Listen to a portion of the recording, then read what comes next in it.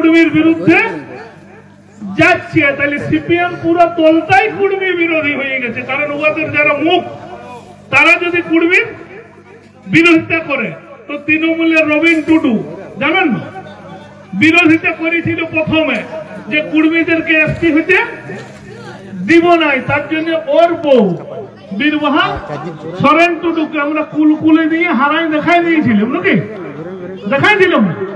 কে গেছিল সেটা পরের কথা, আমরা যাকে হারাবো বলেছি তাকে তো হারাইছি, তাইলে হারাইছি। এখন রবীন টুডু দেখছে যে কুর্মী ছাড়া গত্যান্তর নয়। আর এই গোল শালবনিয়েই তো অভিষেক বাবু ভাইপো নাকি দিদিমণির ভাইপো আসিছিল না, আমাদের কারো অপরাধ ছিল, তাইলে লোকগুলো জামিন পাইতো হয়তো, তাইলে পেঁদায় আমাদেরকে ঢুকাই দিল কার কথায়, কার কথায়? এই বীরবাহা এই হাঁসদা, বীরবাহা হাঁসদার কোথায় ঢুকাইল? এই দেবনাথ, দেবনাথ বাবু আর দুলাল মরবো বলছে, শুক্রের কাম বলছে ইয়া করিব, কি বলে বোম্বে রোডে আনে পিটব কুর্মী রেখে, তাদের সাথে ঘুর ঘুর করছে আমাদের কিছু কুর্মী লোক নাকি, ওই লোকগুলোর সাথে ঘুর ঘুর করছে, যারা আমাদেরকে শুকরির মতো করে পিটে মোড়াবো বলছে। শুকরকে পিঠা দেখেছেন না? ফুটান করার সময় শুকরকে দমে পিটে, কারণ চামড়া নকিতে আলাদা হয় নাই বলে দমে পিটে, তাহলে আমরা তো ওই রকম করে মারিব বলছে। আর নির্লজ্জ কিছু কুর্মী নেতা, নির্লজ্জ, ওদের পিছনে ঘুর ঘুর করছে। আরে ভাই আগে নিজের জাত থেকে দেখ না। আমরা লালগড় আন্দোলন কারা ছিল?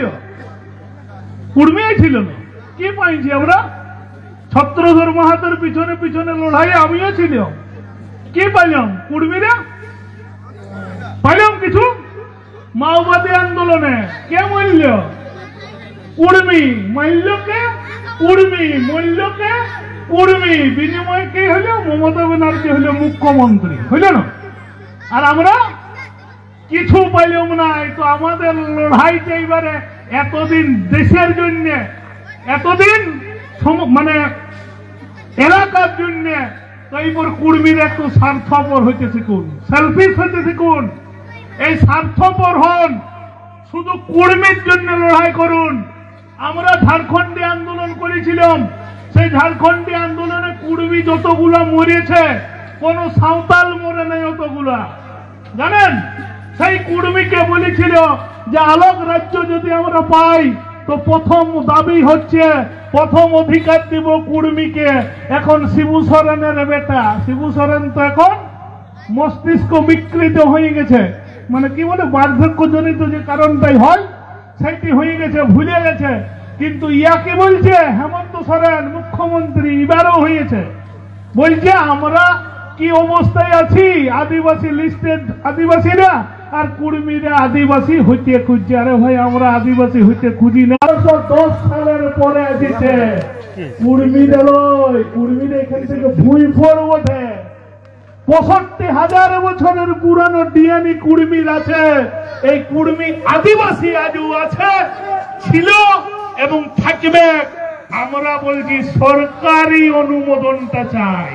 কিসের জন্য লড়াইটা? এসটি রিজার্ভ আমাদের খুঁজি নেয়। আমরা কে বটি জল ডুবি এসেছি, তার কাঁটা ডেঙ্গে এসেছি, পিঠে দাগ আছে, লুঙ্গি পরে পালাই আসা লোক বটি। আমরা বনকে কাটিছি, পাহাড়কে সমতল করেছি, নদীকে বাঁধিয়েছি, তারপর আমরা এই এলাকাকে মানুষের বসবাস যোগ্য করে তুলেছি। আর কিছু কলিকাতার লোক আসছে বোম্বে রোডের ধারে ধারে কুর্মীর জমি কিনতে। আমরা রেল আন্দোলন করছিলাম, বলছে রেলের জায়গায় কুর্মীরা আন্দোলন করছে বলে না, করে নাই। রেল কুর্মীর জায়গায় বসে আছে, সেই রেলের উপরে আমরা আন্দোলন করছি। হাইকোর্টকেও আমরা গেছিলাম বলতে, যে বলছে না রেল আটকাতে আপনারা পারেন নাই। বলি যদি না, আমরা কি জন্য আটকাচ্ছি? কুর্মীকে তো এসটির জন্য, তো এসটি করতে বলুন হাইকোর্টকে। বলছে সেটা আমাদের এখতিয়ার নাই, ওটা সাংবিধানিক বিষয়। তো সাংবিধানিক বিষয়টা কে দেখে? তারাকেই বলবো, এই এমএলএ গুলোকে এরা আমাদের আইন পাস করছে বিধানসভায়, সেই আইনটাই করে আমাদের লোকসভায় অনুমোদন নিচ্ছে, লোকসভায় এমপির আইন তৈরি করছে। কখনো বামুন জাতকে এসটি করেছে জানেন? জম্মু কাশ্মীর কুর্মীর বেলায় 8টা কেনে সেটা বুঝতে হবে কাগে। কুর্মীকে এসটি করলে এই যে কলকাতার লোক আছে ওই বোম্বে রোডের ধারে ধারে কুর্মীর জমিগুলোর উপরে রিয়েল এস্টেট কি বলে ওগুলোকে হোম স্টে, বড় বড় লজ, পেট্রোল পাম্প করছে, সেগুলো ওরা পাবে নাই বলে কিছু কিছু কানা পানিকে নিয়োগ করেছে টাকা দিয়ে যে কুর্মীর বিরুদ্ধাচরণ কর। কেন কলকাতার লোকের ওই লকডাউনের টাকাগুলো কি করিবে ওরা? বস্তায় রাখিবে নাকি? এই টাকাগুলো এই এলাকার জমি কিনছে, এই এলাকার আমার জমিগুলোকে দখল করে এইরকম জিনিস হচ্ছে, আর কলকাতার লোক বিনোদন করছে, আর আমরা চুল্লু মারে জমি বিকছি, চুল্লু মারে মারে জমি বিকছি আমরা। আমাদেরকে ভাবতে হবে। মানে ডাইন শুনেছেন? ডাইন গায়ে ঘরে ডাইন মিয়া বলে না, বলে না, শুনতে খারাপ কিন্তু কথাটা এইটাই বাস্তব। ডাইন যাদের থাকতো নাকি আগেকার বুড়া দিদির মুখে থেকে শুনেছিলাম যে ডাইন যার ঘরে থাকতো কোথাও কি খাইতে না পাইলে বলতো যা ঘরের কাড়াটা খা, যা ঘরের মুরগি ঢাকতে খা, সেইটা নাকি ধরপে মরে পড়ে থাকতো, এইরকম ডাইন। তো আমাদের যতগুলো সরকার চলছে এগুলো সব ডাইনি বলে। কিরকম ডাইন? না মদ খাইয়ে পাটতে হিসাব করে দেখুন দেখি কজন লোক অ্যাক্সিডেন্টে মরছে। সবচেয়ে মাহাতরা বেশি মরছে নতুন জামাই। নতুন জামাই আপনি বাংলা পরবে জামাই আনছেন, জামাইকে মোটরসাইকেল দিয়েছেন, বিটি তো আগেই আসে, পরে বাংলার ভাইফোঁটা বলে, আমাদের তো ভাইফোঁটা ফাটা নাই, আমাদের জামাই বাংলা। তো সেই জামাই বাংলায় যখন আসবে আমার জামাই, বিটি অধীর আগ্রহে বসে আছে, শালাটা মানে কি বলবো ওই দিকে যে শালা, সে ভাবছে জামাই যাকে জামা কাপড় কিনে দিতে যাব, ও রেডি হয়ে ভাইছে, আর জামাই ওই ভটভটি আসতে আসতে ওই বোম্বে রোডের যে মদের ভাটিগুলো আছে সেইখানে মদটা খাচ্ছে, আর আজ রাস্তায় অ্যাক্সিডেন্ট হয়ে মরছে।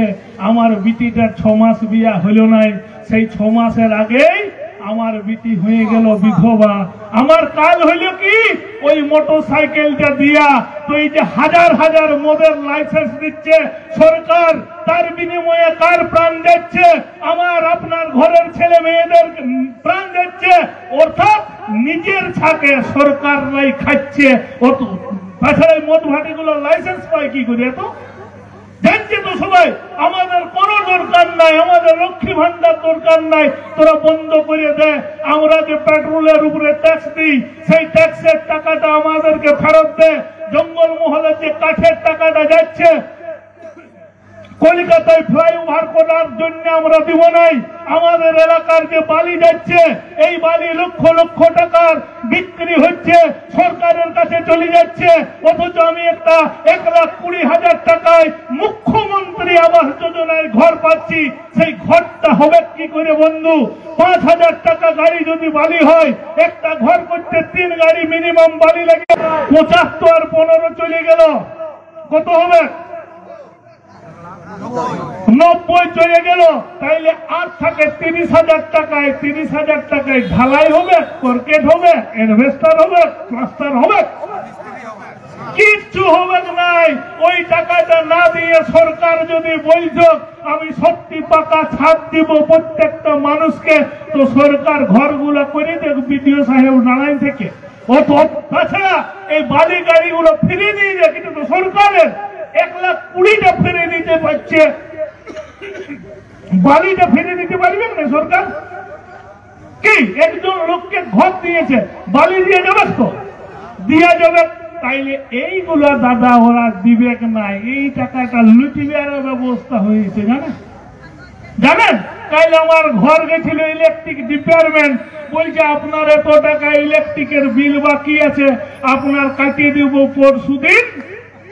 যদি না বিল দেন, আমি আমার 7 কুইন্টাল ধান হয়েছে দাদা, 5 কুইন্টাল এই বিক্রি হইলে ওকে বিল দেওয়ার জন্য। খাবো কি, পেটে গামছা বাঁধে থাকতে হবে। আমি বলেছি, বলি দিব, সব টাকাটাই দিব, কিন্তু মাসে ব্যাংকে যদি ঋণ খেলাপ হয়, কি বলে লোক আদালতে, মাসে 2000 দিবেন। আমিও বলেছি 2000 করে দিব। আর যদি না নেই দাদা, আমার জমির উপরে 7টা ইলেকট্রিক পিলার আছে। আমার জমির উপরে বলি ওই 7টা ইলেকট্রিক পিলার কত ভাড়া হবে আমার জমিটার বল। যদি না দেবে আজকে চেন ভাবড়ায় তোর পিলার গো ঘোলটাই দেব। একদম আমি যাই করে ঢোল দিয়া করাবো, গোটা গায়ের লোককে বলবো, যদি আমাদের কিস্তি শোধ করার স্বীকৃতি না দেয় ইলেকট্রিক ডিপার্টমেন্ট, তাইলে আমরা ওই ইলেকট্রিক পিলার গুলোর উপরে ভাড়া ধার্য করিব। ব্যাংকও তো সরকারি বটে, তো ব্যাংক যার ঘরটাই থাকে সেই ঘরটাকে ভাড়া দেয় না, দেয় না। এতদিন জানতাম সরকারের বটে, আমার জমিটাকে ফিরে দিয়েছিলাম, কিন্তু এবার তো দেখছি সরকারের লই ইলেকট্রিক ডিপার্টমেন্টটা, ও তো ব্যবসা করতে এসেছে, তাইলে ব্যবসা যদি ও করে বিনা ভাড়ায় কেন আমার জমি ব্যবহার করতে দেব? কি দাদা দিবেন? আন্দোলন করতে হবে। এই যে আমাদের কালো চামড়ার ইংরেজ আমাদেরকে শাসন করছে, জানেন না? ব্রিটিশরা ছিল সাদা চামড়ার ইংরেজ, ওই ইংরেজরা ট্যাক্স বসাইত আমাদের উপরে। কিন্তু এই যে কালো চামড়ার ইংরেজরা যারা সরকারটা চালাচ্ছে, এরা এত ট্যাক্স, নুনে ট্যাক্স, আটায় ট্যাক্স, টুথপেস্টে ট্যাক্স, এমন কোন দ্রব্য নাই ট্যাক্স নেই নাই। এই ট্যাক্সে ওদের এক একজনের বেতন 83,000। মমতা ব্যানার্জি জানেন না, যতগুলো এমএলএ আছে ওদের 83,000 টাকা বেতন হচ্ছে আমাদের ট্যাক্সের টাকায়। আর ওরা আমাদের ট্যাক্সের টাকা লুটিয়ে পুটিয়ে নিয়ে যায় আমার মা কাকিদেরকে 1000 টাকা ছুড়িয়ে ছুড়িয়ে দিচ্ছে লক্ষ্মীর ভান্ডারের নামে। কিন্তু আপনি হিসাব করে দেখুন দেখি, আপনার ঘরে সকাল থেকে কত টাকা সরকার ট্যাক্স নিয়ে যায়। এর বিরুদ্ধে কিন্তু আমাদের লড়াই হবে, কারো যোদ্ধার লড়াই হবে। কুর্মী জাতকে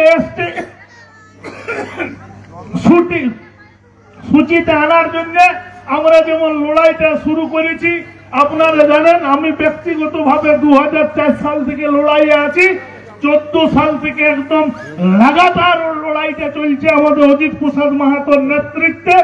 আদিবাসী কুর্মী সমাজের নেতা অজিত প্রসাদ মাহাতো, ই নিয়ে কোনো সন্দেহ নাই, কোনো দ্বন্দ্ব নাই। আপনাদেরকে মাথায় রাখতে হবে, আমাদের যারা নেতৃত্ব আছে সব নেতৃত্ব এক ছাতার তলায় আসার একটা দীর্ঘ প্রচেষ্টা চলছে। আমাদের ভুল বুঝাবুঝি ভেঙে গেছে তাদের সাথে, যেমন কুর্মী নেতাদের মধ্যে ভুল বুঝাবুঝি ভাঙিছে, তেমনি কুর্মীর সাথে সাঁওতাল সংগঠনের নেতাদেরও আস্তে আস্তে ভুল বুঝাবুঝি ভাঙছে। পুরুলিয়ায় আপনারা দেখেছেন যে বাংলা ভাষার আক্রমণ যেমন হচ্ছে, যে লোকাল বা প্রাদেশিক ভাষায় কোনো প্রোগ্রাম করা চলিবে নাই।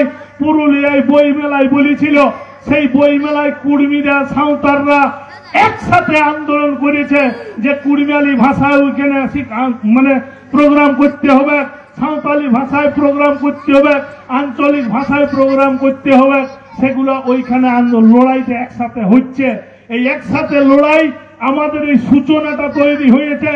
এমন একটা লড়াই আমরা দিব, শুধু কুর্মীরা এই লড়াইটা দিবে, ব্যক্তিগত একটা লড়াই আছে, কিন্তু সামগ্রিক লড়াইটা দলমত নির্বিশেষে ঝান্ডার ভেদাভেদ ভুলে গিয়ে আমাদেরকে জাতিগত যে লড়াইটা আছে ভায়াদি গন্ডগোল মিটাই নিতে হবে নিজেদেরকে।